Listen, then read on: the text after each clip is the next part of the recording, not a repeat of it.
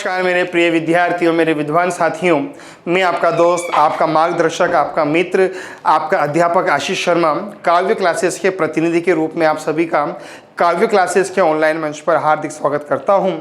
बीकानेर संभाग का अध्ययन कर रहे हैं और दोस्तों बीकानेर संभाग में हम बीकानेर, गंगानगर, हनुमानगढ़ को पढ़ चुके हैं।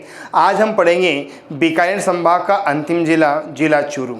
चूरू दोस्तों जिसे राजस्थान का सबसे गर्म जिला कहा जाता है, चूरू जिसे नदी विहीन जिला कहा जाता है, चूरू जिसे लक्ष्मी निवास मित्तल के लिए जाना जाता है, चूरू जो अपनी हवेलियों के लिए प्रसिद्ध हैं। तो इतिहास के पन्नों पर, कला संस्कृति के पन्नों पर, भूगोल के पन्नों पर ऐसी कई विशेषताएं हैं जिन्हें चूरू अपने अंदर समेटे हुए हैं और आज उन सभी विशेषताओं को आपके सामने प्रस्तुत कर रहा हूं मैं आशीष शर्मा काव्य क्लासेस के ऑनलाइन मंच पर। दोस्तों रेडी हो जाइए, तैयार हो जाइए जिला चूरू पढ़ने के लिए। तो दोस्तों आज का जो हमारा टॉपिक है वो है बीकानेर संभाग और बीकानेर संभाग का आखिरी जिला होगा चूरू। कौन सा होगा? चूरू। एकदम क्लियर।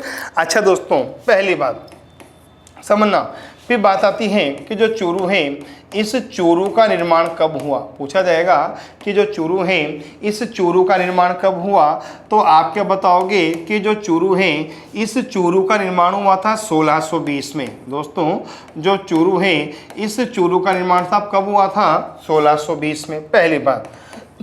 फिर बात आती है कि जो चूरू है इस चूरू का निर्माता कौन है। पूछा जाए कि जो चूरू है इस चूरू का निर्माता कौन है, तो दोस्तों चूहर जाट को, दोस्तों जो चूरू है इसका निर्माता कहा जाता है चूहर जाट को। चूहर जाट को साहब आपके चूरू का निर्माता कहा जाता है। दो बातें दोस्तों। बात नंबर 3 कि जो चूरू है ये चूरू पूर्व में किस रियासत में आता था, तो आप क्या बताओगे कि जो चूरू है ना ये चूरू पूर्व में साहब आपके आता था बीकानेर रियासत में। ठीक, जो चूरू है ये चूरू पूर्व में कहाँ आता था? बीकानेर रियासत में। ठीक। अच्छा दोस्तों आपको याद है ना जो बीकानेर रियासत है इस बीकानेर रियासत का राजस्थान में विलय कब हुआ? क्लियर। ये जो बीकानेर रियासत है इस बीकानेर रियासत का राजस्थान में विलय कब हुआ, तो आप क्या बताओगे? 30 मार्च 1949 को। कब हुआ? 30 मार्च 1949 को। अब अगर बीकानेर रियासत का विलय 30 मार्च 1949 को हुआ तो इस प्रकार जो चूरू है दोस्तों, इस प्रकार जब बीकानेर रियासत आ गई तो दोस्तों जो चूरू है इस चूरू का राजस्थान में विलय कब माना जाएगा? 30 मार्च 1949 को। भाई चूरू पहले कहाँ आता था? बीकानेर में। बीकानेर रियासत का राजस्थान में विलय कब हुआ? 30 मार्च 1949 को। तो जब बीकानेर रियासत राजस्थान में आ गई तो चूरू भी राजस्थान में कब आ गया दोस्तों? 30 मार्च 1949 को। ठीक। फिर बात आती है कि जो चूरू है इसे जिला कब बनाया गया। पूछा जाएगा कि जो चूरू है इस चूरू को साहब आपके जिला कब बनाया गया, तो आप क्या बताओगे कि जो चूरू है ना इस चूरू को 30 मार्च 1949 को बीकानेर से अलग करते हुए नया जिला बनाया गया। जो चूरू है इस चूरू को 30 मार्च 1949 को बीकानेर रियासत से अलग करते हुए जिला बनाया गया। एक बार फिर समझना, चूरू का निर्माण कब हुआ? 1620 में। अच्छा निर्माता कौन है? चूहर जाट। निर्माता कौन है? चूहर जाट। पूर्व में साहब आपके कहाँ आता था ये? बीकानेर रियासत में। बीकानेर रियासत को राजस्थान में कब मिलाया गया? 30 मार्च 1949 को। तो जब बीकानेर रियासत 30 मार्च को राजस्थान में सम्मिलित हो गई तो चूरू का राजस्थान में विलय भी कब माना जाएगा? 30 मार्च को। और इसे जिला कब बनाया गया दोस्तों? 30 मार्च को। कब बनाया गया? 30 मार्च 1949 को। एकदम क्लियर।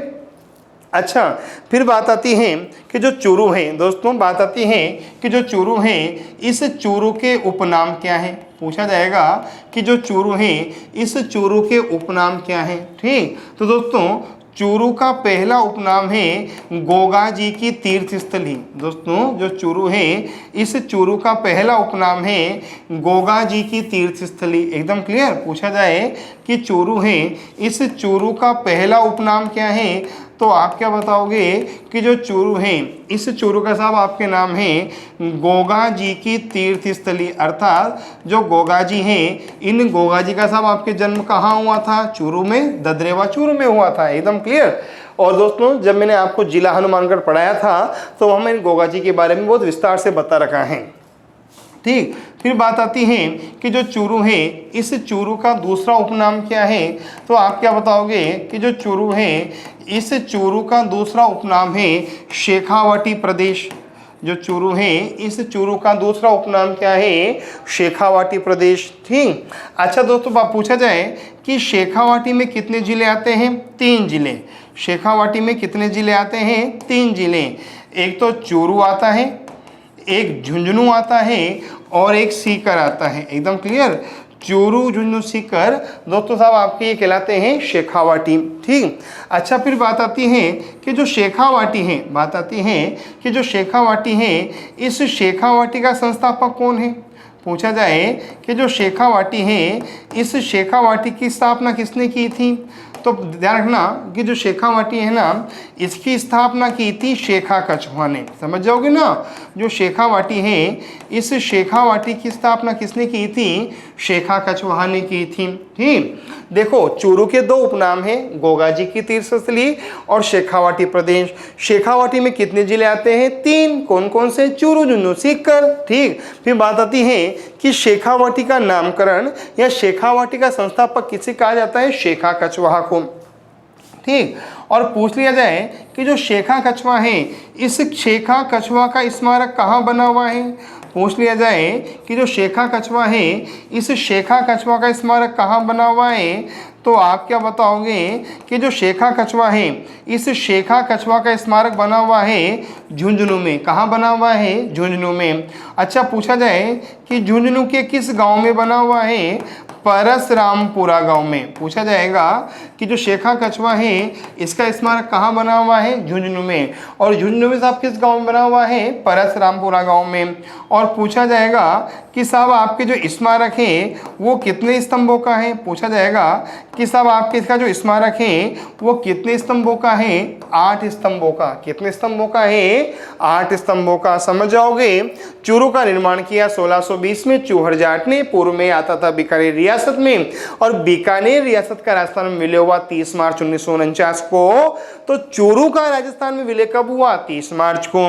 और चूरू को जिला बनाया गया 30 मार्च 1949 को। 30 मार्च को हम राजस्थान दिवस भी मनाते हैं, ध्यान रखना दोस्तों। चूरू के उपनाम है गोगा जी की तीर्थस्थली और शेखावाटी प्रदेश। क्लियर, शेखावाटी में 3 जिले आते हैं, चूरू झुंझुनू सीकर। और शेखावाटी का साहब संस्थापक कहलाता है दोस्तों आपके शेखा कछुआ। और शेखा कछुआ की छतरी कहाँ बनी है? झुंझुनू जिले की नवलगढ़ तहसील के परसरामपुरा गांव में। कहाँ बनी हुई है? झुंझुनू जिले की नवलगढ़ तहसील के परसरामपुरा गांव में शेखा कछुआ की छतरी बनी हुई है। एकदम क्लियर क्या दोस्तों यहाँ तक? और कितने खंभों की बनी हुई है? 8 खंभों की। एकदम क्लियर। अच्छा दोस्तों फिर बात आती है कि जो चूरू है, इस चूरू का पड़ोसी राज्य कौन सा है? एकदम क्लियर, पूछा जाएगा कि जो चूरू है, इस चूरू का पड़ोसी राज्य कौन सा है?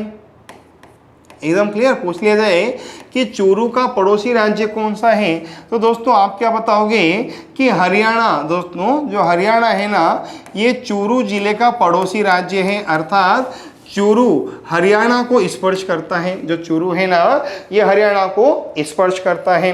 अच्छा दोस्तों ध्यान रखना, पूछ लिया जाए कि हरियाणा राज्य की कितनी सीमा राजस्थान के साथ लगी हुई है? 1262 किलोमीटर। कितनी लगी हुई है? 1262 किलोमीटर। एकदम क्लियर। जिला हनुमानगढ़ में दोस्तों मैंने आपके हरियाणा के बारे में बहुत विस्तार से बताया था। तो चूरू का पड़ोसी राज्य कौन सा हो गया? हरियाणा। और हरियाणा की कितनी सीमा राजस्थान के साथ लगी हुई है दोस्तों? 1262 किलोमीटर। ठीक, अच्छा दोस्तों ध्यान रखना, दोस्तों ये भी ध्यान रखना, जो हरियाणा है दोस्तों, इस हरियाणा के 7 जिले, दोस्तों जो हरियाणा है, इस हरियाणा के 7 जिले राजस्थान को स्पर्श करते हैं। मैंने बता रखा है ना दोस्तों जो हरियाणा है ना, इस हरियाणा के 7 जिले राजस्थान को स्पर्श करते हैं। ठीक, और पूछा जाए कि उन 7 जिलों के नाम क्या हैं, तो आप क्या बताओगे? एक का नाम फतेहाबाद। मैंने पहले बता भी रखा है, एक बार फिर बता रखा हूँ दोस्तों, एकदम क्लियर। एक का नाम तो है फतेहाबाद, एक का नाम है सिरसा। एक का नाम फतेहाबाद, एक का नाम सिरसा, एक का नाम भिवानी। समझ जाओगे ना। भिवानी। ठीक दोस्तों, एक का नाम है हिसार, क्या नाम होगा, हिसार। फतेहाबाद, सिरसा, भिवानी, हिसार। दोस्तों एक का नाम होगा महेंद्रगढ़, क्या नाम होगा, महेंद्रगढ़। एकदम क्लियर। दोस्तों एक का नाम होगा रेवाड़ी, क्या नाम होगा, रेवाड़ी। समझ जाओगे ना, फतेहाबाद, सिरसा, भिवानी, हिसार, महेंद्रगढ़, रेवाड़ी। एकदम क्लियर। और दोस्तों साहब आपके एक का नाम होगा मेवात। एकदम क्लियर दोस्तों, एक का नाम क्या होगा, मेवात। समझ जाओगे दोस्तों। दोस्तों ये हरियाणा के साहब आपके 7 जिले हैं जो राजस्थान को स्पर्श करते हैं। एकदम क्लियर दोस्तों, एकदम क्लियर। कौन कौन से होंगे, फतेहाबाद, सिरसा, भिवानी, हिसार, महेंद्रगढ़, रेवाड़ी और सब आपके मेवात। दोस्तों इससे क्या बन जाएगा, मेवात। ये हरियाणा का नवीनतम जिला है। और दोस्तों मेवात का नया नाम है नूहू। दोस्तों जो मेवात है, इस मेवात का नया नाम क्या है दोस्तों, नूहू। समझ जाओगे ना दोस्तों। तो इसका मतलब साहब आपके क्या हो गया कि हरियाणा के साहब आपके 7 जिले राजस्थान को स्पर्श करते हैं। कौन कौन से साहब आपके, फतेहाबाद, सिरसा, भिवानी, हिसार, फंसी बिहीर मगर रेवाड़ी के गांव में। क्या लिखा हुआ है, फंसी बिहीर मगर रेवाड़ी के गांव में। फतेहाबाद, सिरसा, भिवानी, हिसार, महेंद्रगढ़, रेवाड़ी और मेवात। हो गए क्या 7 जिले दोस्तों, अच्छी तरह। ठीक। अच्छा दोस्तों फिर बात आती है कि राजस्थान के कितने जिले साहब आपके हरियाणा को स्पर्श करते हैं। पूछा जाए कि राजस्थान के कितने जिले हरियाणा को स्पर्श करते हैं, तो आप क्या बताओगे कि राजस्थान के भी 7 जिले हरियाणा को स्पर्श करते हैं। राजस्थान के भी 7 जिले हरियाणा को स्पर्श करते हैं। और पूछा जाए कि राजस्थान के वह जिले जो हरियाणा को स्पर्श करते हैं, पूछा जाए कि राजस्थान के वह जिले जो हरियाणा को स्पर्श करते हैं, तो वो भी कितने साहब आपके 7 जिले हैं। ठीक, राजस्थान के भी 7 जिले हैं जो हरियाणा को स्पर्श करते हैं। एकदम क्लियर। और पूछा जाए कि उन 7 जिलों के नाम बताओ, तो एक का नाम तो होगा हनुमानगढ़। दोस्तों एक का नाम तो क्या होगा, हनुमानगढ़। एक का नाम होगा शेखावाटी। अच्छा शेखावाटी मतलब चोरू झुंझुनू सीकर। क्लियर। एक का नाम होगा जयपुर। ठीक, एक का नाम होगा भरतपुर और एक का नाम होगा अलवर। एकदम क्लियर दोस्तों। हो गए कितने जिले, 7 जिले। एकदम क्लियर। हशे जब अलवर। दोस्तों इससे तो बन जाएगा हनुमानगढ़। क्या बन जाएगा, हनुमानगढ़। लो बना भी लो भाई। इससे तो क्या बन गया, हनुमानगढ़। बन गया क्या भैया। ठीक।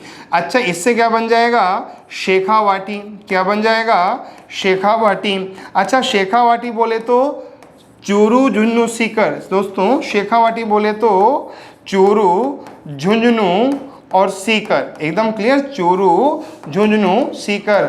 हो गए दोस्तों। इससे बन जाएगा जयपुर। क्लियर। इससे बन जाएगा भरतपुर और दोस्तों इससे बन जाएगा अलवर। हो गए 7 जिले। एकदम क्लियर। चोरू का पड़ोसी राज्य कौन सा है, हरियाणा। और दोस्तों हरियाणा की कितनी सीमा स्पर्श करती हैं, 1262। ठीक। हरियाणा के 7 जिले राजस्थान के 7 जिलों को स्पर्श करते हैं। फंसी बिहीर मगर रेवाड़ी के गांव में, हशेजर, अलवर। ठीक। अच्छा दोस्तों ध्यान रखना, दोस्तों ध्यान रखना, ये हरियाणा सीमा, ये हरियाणा राज्य। ठीक। और पूछा जाएगा कि इस हरियाणा सीमा पर, दोस्तों हरियाणा सीमा पर, ठीक, क्षेत्रफल में सबसे बड़ा जिला। पूछा जाएगा कि हरियाणा सीमा पर क्षेत्रफल में सबसे बड़ा जिला। पूछा जाएगा हरियाणा सीमा पर क्षेत्रफल में सबसे बड़ा जिला कौन सा है। ठीक। अर्थात हरियाणा को स्पर्श करने वाला क्षेत्रफल के आधार पर सबसे बड़ा जिला कौन सा है, तो आप क्या बताओगे कि जो सबसे बड़ा जिला है उसका नाम है चोरू। क्या नाम है, चोरू। और हरियाणा सीमा पर क्षेत्रफल में सबसे छोटा जिला, हरियाणा सीमा पर क्षेत्रफल में सबसे छोटा जिला कौन सा है, तो आप क्या बताओगे कि हरियाणा सीमा पर क्षेत्रफल में सबसे छोटा जिला है झुंझुनू। कौन सा है दोस्तों, झुंझुनू। समझ गए क्या अच्छी तरह। यहाँ तक कोई डाउट तो नहीं है ना भैया। अगर यहाँ तक कोई डाउट हो तो दोस्तों आप पूछ लीजिए अच्छी तरह। एकदम क्लियर दोस्तों। चलो आगे। ठीक। समझ जाओगे। चूरू किसका टच करता है? हरियाणा को। और हरियाणा की सीमा कितनी है? 1262 किलोमीटर राजस्थान के साथ। हरियाणा के 7 जिले राजस्थान के 7 जिलों को स्पर्श करते हैं। फंसी भी हीर मगर रेवाड़ी के गांव में हंसे जब अलवर। ठीक। और दोस्तों क्षेत्रफल के आधार पर हरियाणा सीमा पर सबसे बड़ा जिला है चूरू, तो सबसे छोटा जिला है दोस्तों कौन सा होगा दोस्तों? झुंझुनू। ठीक। अच्छा दोस्तों फिर बात आती है कि क्या चूरू जिले में कोई नदी है क्या? दोस्तों बात आती है कि क्या चूरू जिले में कोई नदी है क्या? तो दोस्तों आप क्या बताओगे कि चूरू जिले में नदी का अभाव है, अर्थात यहाँ कोई नदी नहीं है। एकदम क्लियर। अच्छा दोस्तों ध्यान रखना, यह बहुत कॉमन बात हो चुकी है, लेकिन फिर दोस्तों ध्यान रखना, राजस्थान में 2 जिले ऐसे हैं जो नदी विहीन हैं। दोस्तों राजस्थान में 2 जिले ऐसे हैं जो नदी विहीन हैं। तो अब पूछा जाए कि नदी विहीन जिले कौन कौन से हैं, तो दोस्तों एक तो है बीकानेर। कौन सा है? बीकानेर। और दोस्तों एक है चूरू। बीकानेर और चूरू 2 ऐसे जिले हैं जो नदी विहीन जिले कहलाते हैं। समझ जाओगे ना, बीकानेर और चूरू 2 ऐसे जिले हैं जो नदी विहीन जिले कहलाते हैं। एकदम क्लियर किया? समझ गए अच्छी तरह?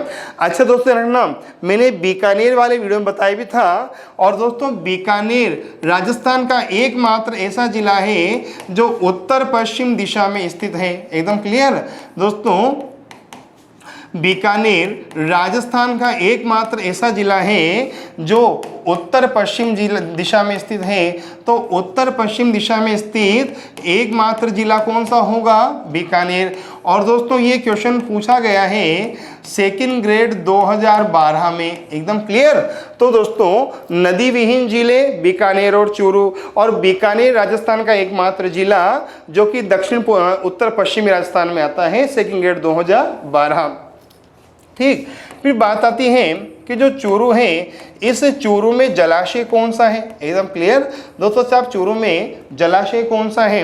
तो दोस्तों देखना, जो चूरू क्षेत्र है ना, या जो चूरू जिला है, इस चूरू जिले में सीढ़ीदार कुएं बनाए जाते हैं। दोस्तों यहाँ जो जलाशय होते हैं वो सीढ़ीदार होते हैं। क्लियर दोस्तों, जो चूरू है इस चूरू में साहब आपके सीढ़ीदार कुएं बनाए जाते हैं, और इन्हें कहा जाता है जोहड़। क्या कहा जाता है? जोहड़। ठीक।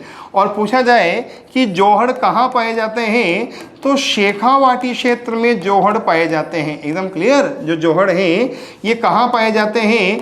शेखावाटी में, अर्थात चूरू में, झुंझुनू में, सीकर में, शेखावाटी में सब आपके सीढ़ीदार कुएं बनाए जाते हैं, जिन्हें क्या कहा जाता है? जोहड़ कहा जाता है। क्या कहा जाता है? जोहड़।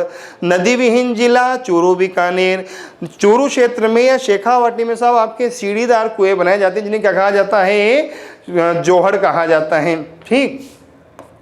अगली बात आती है कि जो चूरू है, इस चूरू में कौन सा अभयारण्य है? एकदम क्लियर। पूछा जाएगा कि चूरू में कौन सा अभयारण्य है, तो आप क्या बताओगे कि जो चूरू है यहाँ ताल छापर अभयारण्य है। एकदम क्लियर दोस्तों। पूछा जाएगा कि चूरू में कौन सा अभयारण्य है, तो दोस्तों चूरू में ताल छापर अभयारण्य है। कौन सा अभयारण्य है? ताल छापर अभयारण्य है। एकदम क्लियर। और पूछा जाए कि जो ताल छापर अभयारण्य है इसकी स्थापना कब की गई थी? पूछ लिया जाए कि ताल छापर अभयारण्य की स्थापना कब की गई थी? 11 मई 1966 को। कब की गई थी? 11 मई 1966 को। समझ जाओगे ना, चूरू में कौन सा अभयारण्य है? ताल छापर। और ताल छापर अभयारण्य की स्थापना कब की गई थी? 11 मई 1966 को। अच्छा पूछा जाए कि जो ताल छापर अभयारण्य है ये किसके लिए प्रसिद्ध है, तो आप क्या बताओगे कि ताल छापर अभयारण्य कृष्ण मृग के लिए प्रसिद्ध है। एकदम क्लियर दोस्तों, जो ताल छापर अभयारण्य है ये किसके लिए प्रसिद्ध है? कृष्ण मृग के लिए प्रसिद्ध है। एकदम क्लियर। अच्छा दोस्तों देखना, कृष्ण मृग कहाँ पाए जाते हैं? ताल छापर अभयारण्य में। लेकिन प्रश्न ऐसा बन जाए कि सर्वाधिक कृष्ण मृग कहाँ पाए जाते हैं? अगर प्रश्न ऐसा बन जाए कि सर्वाधिक कृष्ण मृग कहाँ पाए जाते हैं, तो आप क्या बताओगे कि साहब आपके जो सर्वाधिक कृष्ण मृग हैं ये पाए जाते हैं धावा डोली अभयारण्य में। दोस्तों जो सर्वाधिक कृष्ण मृग हैं ये कहाँ पाए जाते हैं? धावा डोली अभयारण्य में। और पूछ लिया जाए कि धावा डोली अभयारण्य कहाँ है? जोधपुर में। पूछ लिया जाए कि धावा डोली अभयारण्य कहाँ है? जोधपुर में है। समझ जाओगे कि अच्छी तरह, ठीक। चूरू जिले में कौन सा अभयारण्य है? तालछापर अभयारण्य। किसके लिए प्रसिद्ध है? कृष्ण मृग के लिए। अच्छा, इस अभयारण्य की स्थापना कब हुई थी? 11 मई 1966 को। सर्वाधिक कृष्ण मृग कहाँ पाए जाते हैं? धावा डोली अभयारण्य में। एकदम क्लियर। अच्छा, फिर बात आती है कि चूरू जिले में दोस्तों एक क्षेत्र है। दोस्तों चूरू जिले में एक क्षेत्र है और दोस्तों उस क्षेत्र का नाम है संवत्सर कोटसर। दोस्तों चूरू जिले में एक क्षेत्र है और उस क्षेत्र का नाम है संवत्सर कोटसर। क्लियर। और यहाँ से भी प्रश्न पूछा जाता है कि संवत्सर कोटसर है क्या? क्लियर। अच्छा, प्रश्न क्या आता है कि चूरू जिले में शिकार निषिद्ध क्षेत्र क्या कहलाता है? संवत्सर कोटसर। समझना दोस्तों, पूछा जाएगा कि जो चूरू जिला है इस चूरू जिले में शिकार निषिद्ध क्षेत्र क्या कहलाता है? चूरू जिले में शिकार निषिद्ध क्षेत्र क्या कहलाता है? तो आप क्या बताओगे? संवत्सर कोटसर। अर्थात चूरू में साहब आपके जो शिकार निषिद्ध क्षेत्र है ना साहब आपके इसे क्या कहा जाता है? संवत्सर कोटसर कहा जाता है। समझ जाओगे क्या? ठीक। चूरू जिले में जो साहब आपके शिकार निषिद्ध क्षेत्र था वो क्या कहलाता है? संवत्सर कोटसर कहलाता है। ठीक। अगली बात दोस्तों हम बात करें तो बात करते हैं दोस्तों हम चूरू जिले में पशुपालन की। दोस्तों हम जो अगली बात करते हैं वो करते हैं चूरू जिले में पशुपालन की। ठीक। और दोस्तों चूरू जिले में साहब आपके जो पशुपालन है ना वो साहब आपके यहाँ किसका पालन किया जाता है? भेड़ का पालन। एकदम क्लियर। चूरू जिले में दोस्तों किसका पालन किया जाता है? भेड़ पालन किया जाता है। एकदम क्लियर। पूछा जाएगा कि चूरू जिले में किस पशु को प्रमुखता से पाला जाता है? तो दोस्तों भेड़ पालन यहाँ का प्रमुख पशुपालन व्यवसाय है। अच्छा, पूछा जाएगा कि साहब चूरू जिले में किस नस्ल की भेड़ का पालन किया जाता है? तो दोस्तों देखना चूरू जिले में चोकला नस्ल की भेड़। दोस्तों जो चूरू जिला है इस चूरू जिले में चोकला नस्ल की भेड़ का पालन किया जाता है। एकदम क्लियर। अर्थात चूरू जिले में साहब आपके भेड़ पालन प्रमुख व्यवसाय है। क्लियर। और दोस्तों पूछा जाएगा कि यहाँ साहब आपके किस नस्ल की भेड़ का पालन किया जाता है? तो आप क्या बताओगे कि साहब चूरू जिले में चोकला नस्ल की भेड़ का पालन किया जाता है। एकदम क्लियर। अच्छा दोस्तों मैंने आपसे कहा था ना कि दोस्तों मैं जब मैंने बीकानेर पढ़ाया था मैंने कहा था कि ऊँट और भेड़ के बारे में बात की थी। आज मैं भेड़ के बारे में आपको विशेष जानकारी दे रहा हूँ। एकदम क्लियर।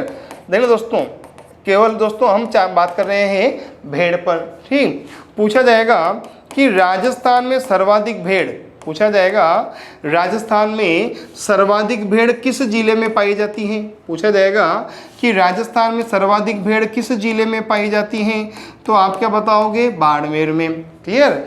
पूछ लिया जाए कि राजस्थान में न्यूनतम भेड़ कहाँ पाई जाती हैं? पूछा जाएगा कि राजस्थान में न्यूनतम भेड़ कहाँ पाई जाती हैं? तो आप क्या बताओगे कि राजस्थान में जो न्यूनतम भेड़ है ना दोस्तों ये पाई जाती है बांसवाड़ा में। राजस्थान में न्यूनतम भेड़ कहाँ पाई जाती है? बांसवाड़ा में। राजस्थान में सर्वाधिक भेड़ कहाँ पाई जाती है दोस्तों? बाड़मेर में। क्लियर। और दोस्तों राजस्थान में न्यूनतम भेड़ कहाँ पाई जाती है? बांसवाड़ा में। एकदम क्लियर। अच्छा दोस्तों फिर बात आती है कि जो भेड़ है इस भेड़ को साहब आपके किस किस नाम पे जाना जाता है? पूछा जाएगा कि जो भेड़ है इस भेड़ को साहब आपके क्या क्या नाम दिया जाता है? एकदम क्लियर। तो दोस्तों देखना भेड़ के 3 नाम हैं। दोस्तों भेड़ के 3 नाम हैं। एक नाम है लरडी। क्या नाम है? लरडी। और दोस्तों एक नाम है गाडर। क्या नाम है? गाडर। और एक नाम है गारो। क्या नाम है? गारो। तो पूछ लिया जाए कि लरडी गाडर गारो क्या है? पूछ लिया जाए कि लरडी गाडर गारो क्या है? तो आप क्या बताओगे कि साहब आपके ये भेड़ों की प्रजाति भेड़ों के नाम है। अर्थात भेड़ों को लरडी गाडर गारो आदि नाम से भी जाना जाता है। एकदम क्लियर। अच्छा फिर बात आती है कि साहब आपके कि जो मादा भेड़ होती हैं दोस्तों जो मादा भेड़ होती हैं उसे क्या कहा जाता है? पूछा जाएगा कि साहब आपके जो मादा भेड़ होती हैं उसे क्या कहा जाता है? तो दोस्तों देखना कि जो मादा भेड़ होती है ना उसे कहा जाता है ईव अथवा उर्णी। ना, जो मादा भेड़ होती है साहब उसे क्या कहा जाता है, ईव अथवा उरणी। ठीक, फिर बात आती है कि जो नर भेड़ होती हैं, जो नर भेड़ होती हैं सब आपके उसे क्या कहा जाता है, तो दोस्तों ना जो नर भेड़ होती हैं उसे उरणियों कहा जाता है। जो नर भेड़ होती है उसे सब आपके क्या कहा जाता है, उरणियों कहा जाता है। एकदम क्लियर, या तो उरणियों बोल दो या दोस्तों साहब आपके इसका एक नाम है मिंडा। क्या नाम है, मिंडा, समझ जाओगे ना। चोरू जिले में कौन सी भेड़ पाई जाती है, चोकला नस्ल की भेड़। सर्वाधिक भेड़ का पालन कहाँ होता है दोस्तों, बाड़मेर में। न्यूनतम बांसवाड़ा में। भेड़ों को क्या कहा जाता है दोस्तों, लरड़ी, गाडर और गारो। अच्छा दोस्तों, नर भेड़, अच्छा मादा भेड़ क्या कहलाती है, ईव अथवा उरनी। और दोस्तों नर भेड़ क्या कहलाती है दोस्तों, उरणियों या फिर मिंडा कहलाती है। क्या कहलाती है, उरणियों अथवा मिंडा कहलाती है। एकदम क्लियर। अच्छा दोस्तों, पूछ लिया जाए कि राजस्थान में वो कौन सी जाति हैं जो भेड़ का पालन नहीं करती हैं। पूछ लिया जाए कि राजस्थान में वह कौन सी जाति है जो भेड़ का पालन नहीं करती है, तो दोस्तों आप क्या बताओगे कि साहब आपके राजस्थान में एक जाति है और उसका नाम है विश्नोई। क्या नाम है, विश्नोई। क्लियर दोस्तों। और दोस्तों जो विश्नोई जाति है ना, ये भेड़ का पालन नहीं करते हैं। विश्नोई जाति भेड़ नहीं पालती है दोस्तों। नाम दोस्तों ये प्रश्न पूछा जाता है कि निम्न में से वो कौन सी जाति है जो भेड़ नहीं पालती है, तो आप क्या बताओगे कि विश्नोई जाति साहब आपके एक ऐसी जाति है जो साहब आपके भेड़ नहीं पालती है। समझ जाओगे ना, विश्नोई जाति एक ऐसी जाति है जो साहब आपके भेड़ नहीं पालती है। एकदम क्लियर।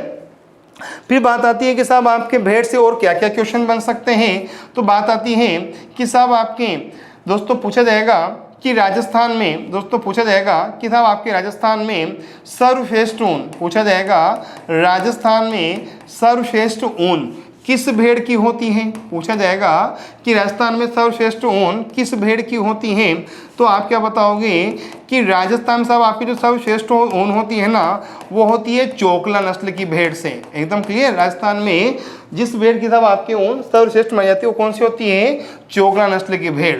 एकदम क्लियर। अर्थात इस भेड़ साहब आपके सर्वश्रेष्ठ ऊन प्राप्त होती है।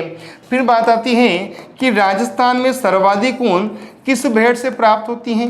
राजस्थान में सर्वाधिक ऊन किस भेड़ से प्राप्त होती है, तो आप क्या बताओगे कि राजस्थान में साहब आपको जो सर्वाधिक ऊन है ना वो प्राप्त होती है जैसलमेरी भेड़ से। एकदम क्लियर दोस्तों। राजस्थान में जो सर्वाधिक ऊन है साहब आपकी वो किससे प्राप्त होती है, जैसलमेरी भेड़ से। समझ जाओगे क्या, सर्वश्रेष्ठ ऊन तो चोकला नस्ल की भेड़ से और सर्वाधिक ऊन साहब आपके दोस्तों किससे होती है, साहब आपके जैसलमेरी भेड़ से।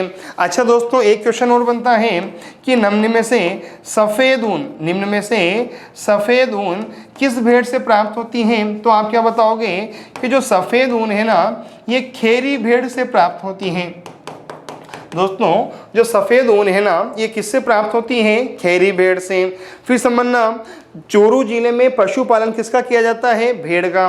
कौन सी नस्ल की भेड़ पाली जाती है, चोकला। शेखावाटी क्षेत्र चोकला नस्ल की भेड़ के लिए प्रसिद्ध है, याद रखना। ठीक। राजस्थान में सर्वाधिक भेड़ें कहाँ पाली जाती है, बाड़मेर में। न्यूनतम भेड़ कहाँ पाई जाती है, बांसवाड़ा में। भेड़ों को क्या कहा जाता है, लरड़ी, गाडर, गारो। मादा भेड़ ईव या उरनी, नर भेड़ उरणियों या मिंडा। ठीक। वह कौन सी जाति है जो भेड़ नहीं पालती है, तो आप क्या बताओगे, विश्नोई। सर्वश्रेष्ठ ऊन किसकी होती है, चोकला नस्ल की भेड़ की। सर्वाधिक ऊन जैसलमेर से। और साहब आपके सफ़ेद ऊन साहब आपके किससे मिलती है, खेरी भेड़ से। डन। अच्छा फिर दोस्तों बात आती है, कि साहब आपके दोस्तों फिर बात आती है कि राजस्थान में सर्वाधिक ऊन का उत्पादन किस जिले में होता है।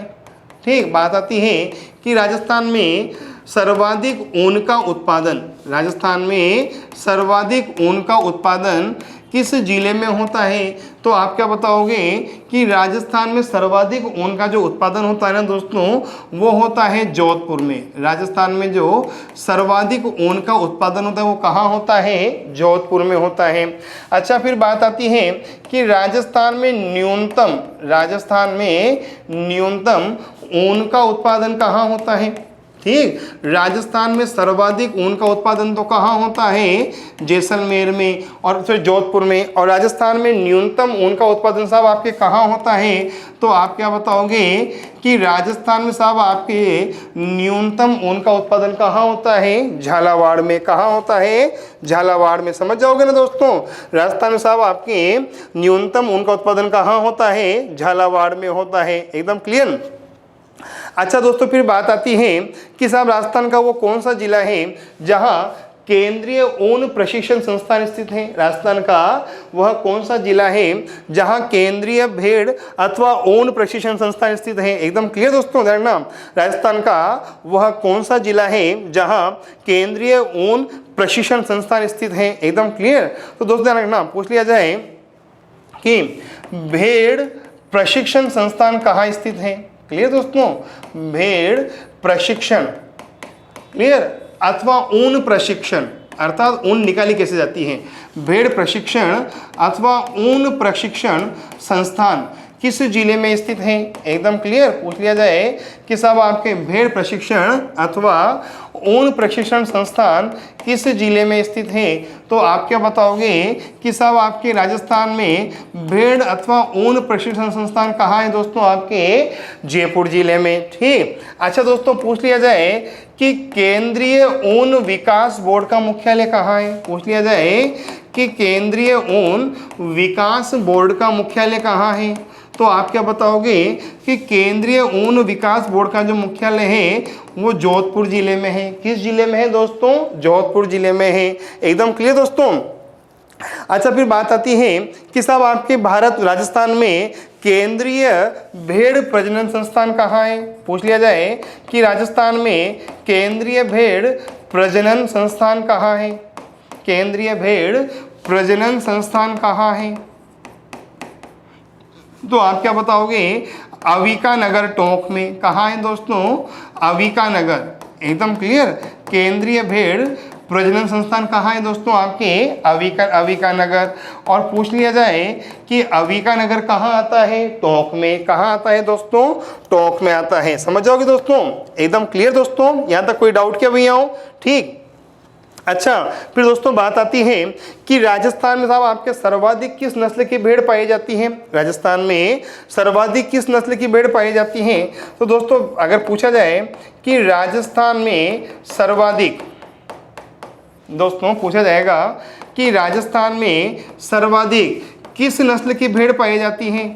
एकदम क्लियर। तो साहब आपके पास क्या बताओगे कि साहब आपके राजस्थान में साहब सर्वाधिक जो भेड़ पाई जाती है ना, वो पाई जाती है मारवाड़ी नस्ल की भेड़। एकदम क्लियर। राजस्थान में जो सर्वाधिक भेड़ पाई जाती है वो किस नस्ल की पाई जाती है?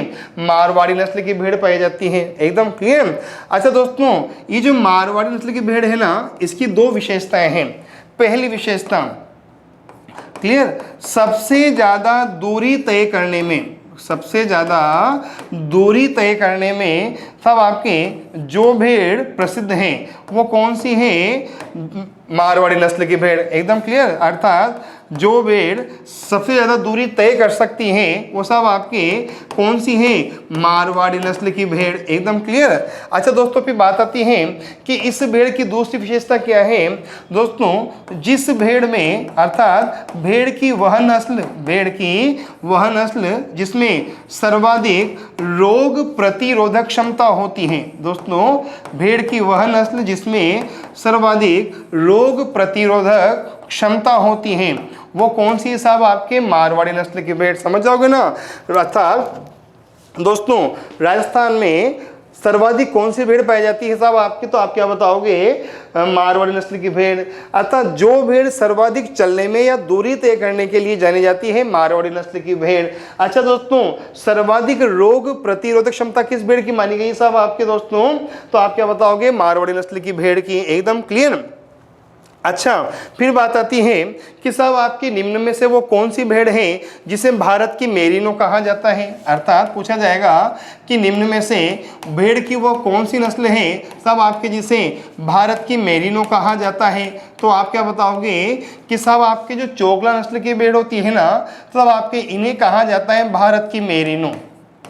समझ जाओगे दोस्तों, जो चोकला नस्ल की भेड़ होती है ना दोस्तों, इन्हें क्या कहा जाता है? भारत की मेरिनो कहा जाता है। क्या कहा जाता है दोस्तों? भारत की मेरिनो कहा जाता है। एकदम क्लियर। अच्छा दोस्तों, एक प्रश्न बनता है कि निम्न में से वो कौन सी भेड़ है जिसका पूरा मुंह काला मुंह होता है? एकदम क्लियर।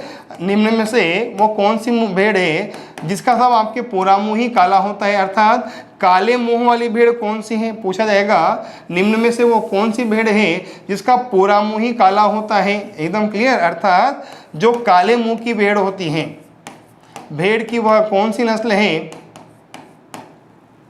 क्लियर। भेड़ की वो कौन सी नस्ल है साहब आपकी जिसका मुंह काला होता है? तो आप क्या बताओगे? बारडी नस्ल की भेड़। तब कौन सी नस्ल की भेड़?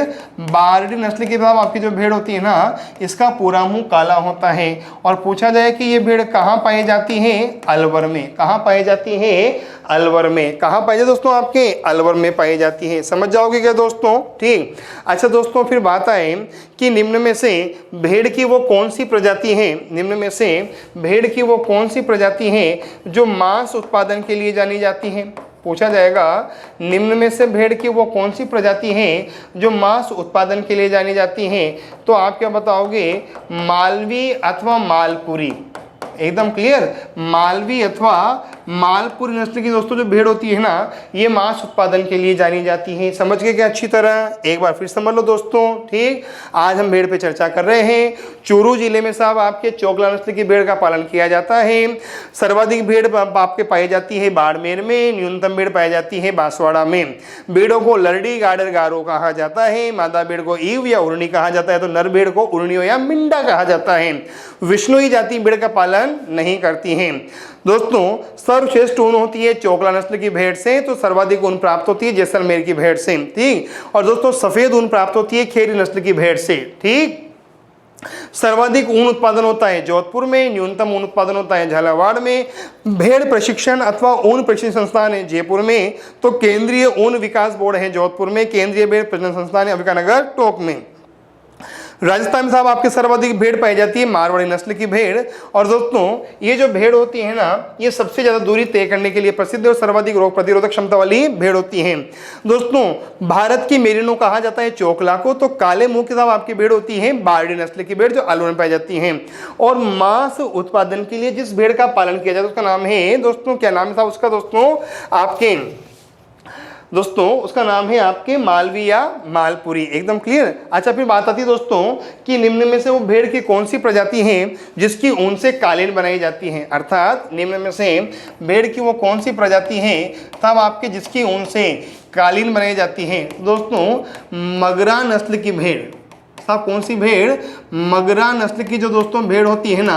क्लियर दोस्तों, इस भेड़ के साथ आपकी जो ऊन होती है ना, वो कालीन बनाने के लिए काम आती है। एकदम क्लियर दोस्तों। ध्यान रखना, जो दोस्तों जो मगरा नस्ल की भेड़ होती है ना, और दोस्तों इससे जो ऊन प्राप्त होती है दोस्तों, वो ऊन कालीन बनाने में काम आती है। दोस्तों किसके काम आती है साहब? आपके कालीन बनाने के काम आती है। कौन? मगरा नस्ल की भेड़ से जो ऊन प्राप्त होती है। एकदम क्लियर दोस्तों। कालीन बनाने के लिए काम आती है साहब आपके। एकदम क्लियर दोस्तों यहां तक। अच्छा, फिर बात आती है कि राजस्थान में भेड़ की कौन सी नस्लें पाई जाती हैं? बात आती है कि साहब आपके राजस्थान में भेड़ की कौन सी नस्लें पाई जाती हैं? तो दोस्तों ध्यान रखना, राजस्थान में साहब आपके जो भेड़ की नस्लें पाई जाती है कौन कौन सी देखना दोस्तों। दोस्तों पूछा जाएगा कि राजस्थान में भेड़ की नस्लें कौन कौन सी हैं। पूछ लिया जाए कि राजस्थान में भेड़ की नस्लें कौन कौन सी हैं या भेड़ की प्रजाति कौन कौन सी हैं। तो दोस्तों, एक तो है मालवी, एक है मगरा, एक है बागड़ी,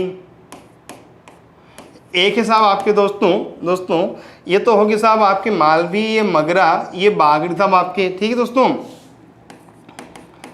एक होगी साहब आपकी सोनाड़ी। कौन सी हो गई? सोनाड़ी। क्लियर दोस्तों। अच्छा साहब आपके दोस्तों इसके अलावा साहब आपके एक हो गई साहब आपके चोकला। तो आपकी कौन सी साहब आपकी? चोखला। एकदम क्लियर दोस्तों। एक हो गए साहब आपके पोंगल और एक हो गई आपकी जैसलमेरी। एकदम क्लियर दोस्तों। एक तो हो गई पोंगल और एक हो गई आपके जैसलमेरी। समझ जाओगे कि दोस्तों तब कौन कौन सा नस्ल होगी दोस्तों आपके दोस्तों मारवाड़ी हो गई, मालपुरी हो गई। क्लियर दोस्तों। अब देखो तो आप बनाते हैं अच्छी तरह, एकदम क्लियर समझ दोस्तों। इससे तो आपकी बन जाएगी साहब आपकी मालवी नस्ल। क्या बन जाएगी? मालवी नस्ल। दोस्तों साहब आपके इससे बन जाएगी साहब आपके मारवाड़ी नस्ल। कौन सी बन जाएगी साहब आपके? मारवाड़ी नस्ल। क्लियर दोस्तों। आपके इससे बन जाएगी बागड़ी नस्ल। साहब कौन सी बन जाएगी साहब आपकी? बागड़ी नस्ल बन गई दोस्तों। ठीक दोस्तों। इससे बन जाएगी मगरा। क्या बन जाएगी रे मेरे भैया? मगरा नस्ल बन जाएगी। क्लियर दोस्तों। इससे बन जाएगी सोनाड़ी नस्ल। क्या बन जाएगी साहब आपकी? सोनाड़ी नस्ल साहब आपकी। एकदम क्लियर। अच्छा दोस्तों साहब आपकी इससे बन जाएगी चोगला। भैया क्या बन जाएगी रे? चोकला। दोस्तों साहब आपकी इससे बन जाएगी खेरी। ठीक दोस्तों। इससे बन जाएगी पुंगल। एकदम क्लियर। और दोस्तों इससे बन जाएगी जैसलमेरी। क्या बन जाएगी? जैसलमेरी। एकदम क्लियर है दोस्तों। ठीक। अच्छा दोस्तों रखना दोस्तों जो सोनारी नस्ल की साहब आपकी जो भेड़ होती है ना दोस्तों, साहब आपके जो इस नस्ल की जो भेड़ होती है ना साहब आपकी, इनके कान दोस्तों, इनके कान लंबे होते हैं। इनके साहब आपके जो कान होते हैं ना वो लंबे होते हैं। ठीक। और दोस्तों इनके जो कान है ना वो भूमि को स्पर्श करते हैं। दोस्तों इनके जो कान है ना वो भूमि को स्पर्श करते हैं। दोस्तों ये प्रश्न आ चुका है कि निम्न में से वो कौन सी भेड़ है जिसके कान लंबे होते हैं और भूमि को स्पर्श करते हैं। तो दोस्तों कौन सी होगी साहब आपके दोस्तों? तो आप क्या बताओगे? सोनारी नस्ल की भेड़। क्लियर। और दोस्तों अगर वहाँ ऑप्शन में सोनारी नस्ल की भेड़ नहीं हो गया ना दोस्तों इस भेड़ को साहब कहा जाता है चनोथर। दोस्तों जो सोनारी नस्ल की भेड़ होती है ना दोस्तों इन्हें चनोथर नस्ल भी कहा जाता है। साहब क्या कहा जाता है? चनोथर नस्ल भी कहा जाता है। समझिएगा दोस्तों। ये भेड़ पे हमने थोड़ी सी चर्चा करी है दोस्तों। उम्मीद करता हूँ आपको चर्चा पसंद आई होगी। एकदम क्लियर। चलो दोस्तों एक बार दोबारा चर्चा कर लेते हैं अच्छी तरह। पशुपालन काम आपके किसका होता है? भेड़ का होता है। क्लियर। और कौन सी नस्ल का होता है? चोकला नस्ल की भेड़ का। सर्वाधिक भेड़ बाड़मेर में, न्यूनतम भेड़ बांसवाड़ा में। भेड़ों का नाम लड़ी, गाडर, गारो, मादा भेड़ एव या उड़नी, नर भेड़ उड़नियो या मिंडा। विष्णु जाति भेड़ नहीं पालती है। सर्वश्रेष्ठ भेड़ चोकला नस्ल की होती है ऊन के लिए। तो सर्वाधिक ऊन जैसलमेरी भेड़ से मिलती है, सफेद ऊन खेरी भेड़ से मिलती है मेरे विद्वान साथियों। एकदम क्लियर। अगली बात साहब आपकी सर्वाधिक ऊन का उत्पादन कहाँ होता है? जोधपुर में। न्यूनतम ऊन का उत्पादन होता है झालावाड़ में। भेड़ प्रशिक्षण ऊन प्रशिक्षण संस्थान कहाँ है? जयपुर में। तो केंद्रीय ऊन विकास बोर्ड जोधपुर में। केंद्रीय भेड़ प्रजनन संस्थान अविकानगर टोंक में है। सर्वाधिक भेड़ मारवाड़ी नस्ल की पाई जाती है राजस्थान में, जो कि दूरी तय करने के लिए और रोग प्रतिरोध क्षमता के लिए जानी जाती है। मांस उत्पादन के लिए मालवी। तो साहब आपके भारत की मेरिनो चोकला, काले मुख की बैल बारडी नस्ल की बैल होती है मेरे विद्वान साथियों। ठीक। मगरा नस्ल की भेड़ साहब आपके दोस्तों इसकी साहब आपके जो भेड़ था वो ऊन बनाने के काम, कालीन बनाने के काम आती हैं। और साहब आपके राजस्थान में भेड़ की नस्लें कौन कौन सी? मामा बाग में सोना है, चोखा पूजे, मालवी, मारवाड़ी, बागड़ी, मगरा, सोनारी, चोकला, खेरी, पोंगल, जैसलमेरी। और दोस्तों जो सोनारी नस्ल की भेड़ होती है आपके इसे चनोथर भी कहा जाता है। और दोस्तों इस नस्ल के साथ जो भेड़ होती है दोस्तों वो साहब आपके दोस्तों उसके कान भूमि को स्पर्श करते हैं या जमीन को स्पर्श करते हैं। एकदम क्लियर दोस्तों। चलो आगे दोस्तों अगली बात। फिर बात आती है कि जो चूरू है, इस चूरू में साहब आपके हस्तकला के क्षेत्र में कौन सी कला प्रसिद्ध है? पूछा जाएगा कि जो चूरू है इस चूरू में हस्तकला के रूप में क्या प्रसिद्ध है? पूछा जाए कि चूरू में हस्तकला के रूप में क्या प्रसिद्ध है? तो दोस्तों ध्यान रखना यहाँ साहब आपके चंदन की लकड़ी। एकदम क्लियर। चंदन काष्ठ कला। एकदम क्लियर दोस्तों है ना। चंदन काष्ठ कला साहब आपकी चूरू जिले में प्रमुख हस्तकला मानी जाती है। चंदन की लकड़ी पर जो कलाकृतियां बनाई जाती हैं वो सब आपके यहाँ की प्रमुख काष्ठ कला या प्रमुख हस्तकला कहलाती हैं। ठीक। अच्छा दोस्तों ध्यान रखना कि राजस्थान में दोस्तों पूछा जाएगा कि राजस्थान में चंदन का उत्पादन कहाँ होता है?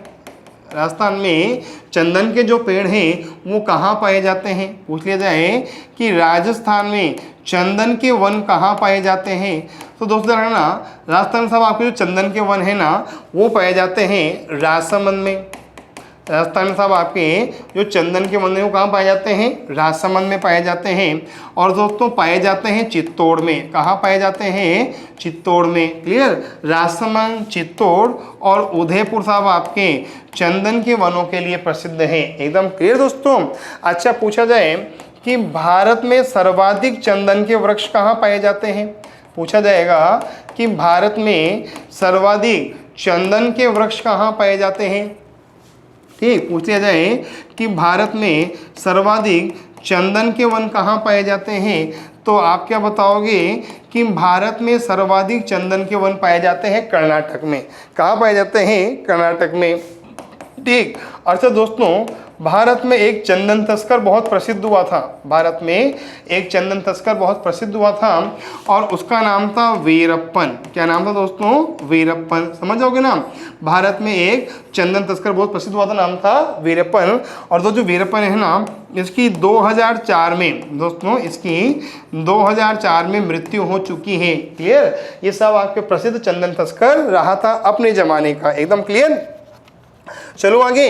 अच्छा फिर दोस्तों बात आती है कि जो दोस्तों जो चूरू जिला है, इस चूरू जिले की प्रमुख जल परियोजनाएं कौन कौन सी हैं? ठीक, पूछा जाएगा कि जो चूरू जिला है, इस चूरू जिले की प्रमुख जल परियोजनाएं कौन कौन सी हैं? ठीक, पूछ लिया जाए कि साहब आपके यहाँ प्रमुख जल परियोजनाएं कौन कौन सी हैं, तो आप क्या बताओगे कि जो चूरू जिला है, यहाँ के साहब आपके जो प्रमुख जल परियोजनाएं हैं उनमें साहब आपके पहला नाम आता है आपणी परियोजना का। क्लियर? पूछा जाएगा कि यहाँ साहब आपके कौन कौन सी परियोजनाएं हैं, तो दोस्तों चूरू जिले में साहब आपके जो प्रमुख जल परियोजनाएं हैं साहब आपके उसमें एक का नाम है आपणी परियोजना।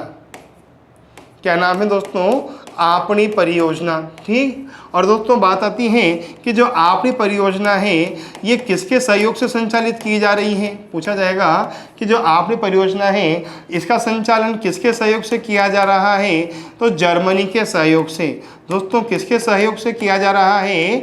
जर्मनी के सहयोग से आपणी परियोजना का संचालन किया जा रहा है। समझ जाओगे ना, जो आपणी परियोजना दोस्तों इसका सब संचालन किया जा रहा था आपके जर्मनी के सहयोग से। क्लियर? और दोस्तों ध्यान रखना, सब आपके जो आपणी परियोजना है सब आपके इससे हनुमानगढ़ और चूरू को सब आपके पेयजल सुविधा उपलब्ध कराई जा रही है। एकदम क्लियर।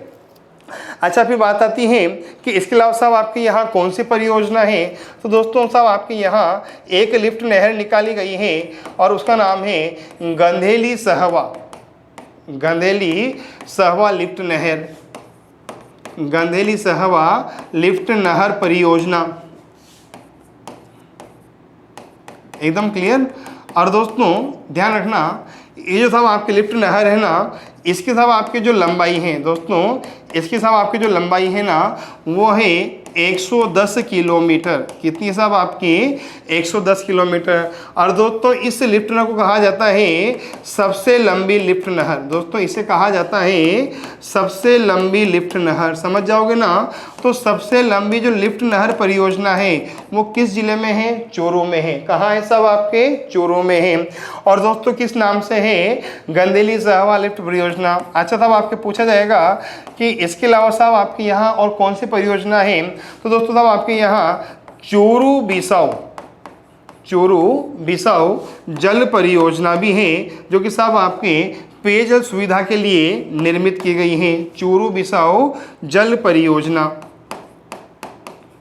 समझ जाओगे क्या भैया? ठीक। तो साहब आपके पूछा जाए कि यहाँ कौन कौन सी परियोजना है, आपणी परियोजना है, गंधेली सहवा परियोजना है, चूरू बिसाऊ जल परियोजना है। और दोस्तों साहब आपके यहाँ एक परियोजना का नाम और लिख देता हूँ ताकि आपको ज़्यादा दिक्कत ना हो। और दोस्तों उस परियोजना का नाम है राजीव गांधी सिद्धमुख नहर परियोजना। राजीव गांधी सिद्धमुख नहर परियोजना। एकदम क्लियर दोस्तों। ये कहाँ है साहब आपके? दोस्तों चूरू जिले में। क्लियर। ये चूरू जिले की साहब आपके महत्वपूर्ण परियोजनाएं हैं जो आपको याद रखनी है। कौन कौन सी? आपनी परियोजना, गंदेली सहवा परियोजना, चूरू और राजीव गांधी सिद्धमुख नहर परियोजना। चलो दोस्तों एक बार हम दोबारा चर्चा कर लेते हैं अच्छी तरह। ठीक, चूरू का निर्माण कब हुआ? 1620 में निर्माता था चूहर जाट। पूर्व में ये बीकानेर रियासत में आता था।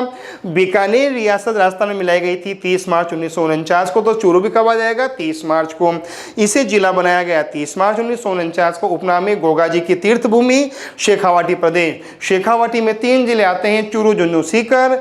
चूरू की अच्छा दोस्तों जो शेखावाटी का संस्थापक है आपके शेखा कछवा, और शेखा कछवा का स्मारक है झुंझुनू जिले के परसरामपुरा गांव में 8 स्तंभों का। ठीक, पड़ोसी राज्य हरियाणा है, सीमा है 1262 किलोमीटर, और हरियाणा के 7 राज्य साहब आपके राजस्थान के 7 राज्य जिलों को स्पर्श करते हैं। फंसी भी हीर मगर रेवाड़ी के गांव में राजस्थान के हशे जब अलवर। ठीक, और दोस्तों मेवात नया जिला है, नाम है नूहू। एकदम क्लियर। हरियाणा की सीमा पर क्षेत्रफल में सबसे बड़ा जिला चूरू है, तो छोटा जिला दोस्तों आपके झुंझुनू है, याद रखना। ठीक, अच्छा दोस्तों नदी का अभाव है। नदी विहीन जिले 2 हैं, बीकानेर, चूरू, और बीकानेर नॉर्थ और वेस्ट में आता है। उत्तर पश्चिम दिशा में स्थित राजस्थान का एकमात्र जिला है बीकानेर। यहाँ सीढ़ीदार कुएं बनाए जाते हैं जिन्हें जोहड़ कहा जाता है, और जोहड़ शेखावाटी क्षेत्र में पाए जाते हैं। दोस्तों यहाँ ताल छापर अभ्यारण्य है तब आपके जो कृष्ण मृग के लिए प्रसिद्ध है, और इसकी स्थापना हुई थी 11 मई 1966 को। और सर्वाधिक कृष्ण मृग पाए जाते हैं धावाडोली अभ्यारण्य जोधपुर में मेरे विद्वान साथियों। ठीक दोस्तों, शिकार निषिद्ध क्षेत्र है संवत्सर कोटसर। चूरू में पशुपालन भेड़ का किया जाता है, और मैंने अच्छी तरह बता रखा है भेड़ों के बारे में। और दोस्तों आप इसको ज्योग्राफी के संदर्भ में पढ़ें, बहुत काम की बातें हैं। एकदम क्लियर दोस्तों। ठीक दोस्तों, आप अच्छी तरह स्क्रीनशॉट ले लेना। ये लो साहब आपके स्क्रीनशॉट ले लो, मैं साइड में हट रहा हूँ। ठीक, ये दोस्तों मैं पूरी भेड़ के बारे में आपको बता रखा है, बहुत काम की बात है। मैं बीच बीच में पशुपालन को भी लेता रहूंगा। ठीक, ये भेड़ की दोस्तों जो नस्लें थी वो मैंने बता दी हैं। यहाँ साहब आपके चंदन काष्ठ कला का काम होता है। राजस्थान में साहब आपके राजसमंद, चित्तौड़, उदयपुर में चंदन काष्ठ कला प्रसिद्ध है। भारत में सर्वाधिक चंदन के वन कर्नाटक में पाए जाते हैं। वीरप्पन चंदन तस्कर था किसी जमाने में। ठीक, आपनी परियोजना, गंदेली सहवा परियोजना, चूरू बिसाऊ जल परियोजना, और राजीव गांधी सिद्धमुख नहर परियोजना चूरू जिले की प्रमुख सिंचाई परियोजना है। दोस्तों ये था चूरू जिला और चूरू जिले की विशेषताएं। क्लियर दोस्तों, मैंने पूरा प्रयास किया है कि आपको चूरू जिले के साथ आपके संपूर्ण विशेषताओं को कम समय में आपके सामने प्रस्तुत करूं। उम्मीद करता हूं दोस्तों काव्य क्लासेस का जिला दर्शन आपको पसंद आ रहा होगा। अगर आपको राजस्थान जिला दर्शन का प्रत्येक जिला पसंद आ रहा है तो अधिक से अधिक संख्या में कमेंट करके हमें प्रेरित करें और अच्छा वीडियो बनाने के लिए और अच्छी तरह से आपके सामने प्रस्तुत होने के लिए। अपने दोस्तों को और अपने दोस्तों जब जितने भी जान पहचान के था आपको उन सभी को दोस्तों आप काव्य क्लासेस की वीडियो देखने के लिए प्रेरित करें, और अधिक से अधिक संख्या में हमारे वीडियो को लाइक करें, शेयर करें, सब्सक्राइब करें, और दिन प्रतिदिन दोस्तों आप सफलता की नई नई कहानियां लिखें, नई नई साहब आपकी सफलताओं को स्पर्श करें। ईश्वर आपको आपके सपने पूरे करने में योगदान दे, सफल बनाए, और आप आपका भविष्य शीघ्र अतिशीघ्र बनाए। इसी कामना के साथ थैंक यू दोस्तों, थैंक यू सो मच।